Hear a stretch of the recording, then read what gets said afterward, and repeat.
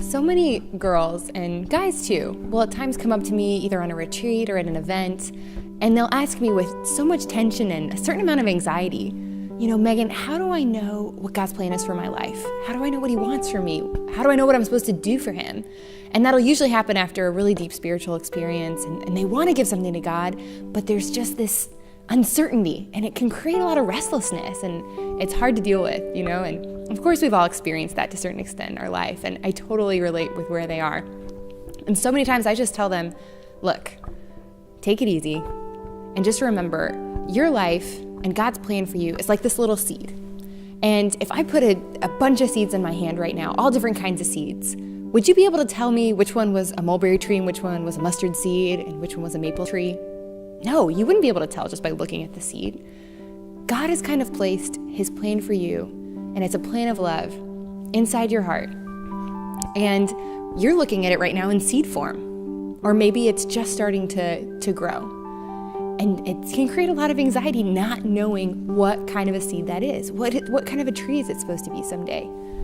But honestly, all God's asking of you to do right now is just nurture that little seed. Make it grow, water it, give it light. Well, you could say, okay, well, what is that light? What are those nurturing elements? Your prayer life, that you encounter him in sacred scripture. You go to him in the Eucharist. You go to Mass, reconciliation. You keep that friendship with him so strong. Your seed also grows based on the friendships you have. Good friends help you grow that seed of your relationship with God. Also consider talking to someone you trust about God's plan for your life. If you can, go to spiritual direction, go to a mentor, go to someone you trust. That person will help be a good sounding board for you, so you can say, well, what do you think about this? Or where is God leading me in this direction? How can I grow closer to him? We all need good spiritual coaches, and that is one of the greatest ways to grow our relationship with God. And then little by little, you start to realize there's something growing here. And you realize, well, it looks a little bit like God's calling me to religious life, or maybe to the priesthood, or maybe he's calling me to be an awesome wife or mother or father. Either way, no matter what God's plan is for you, it's a plan of love.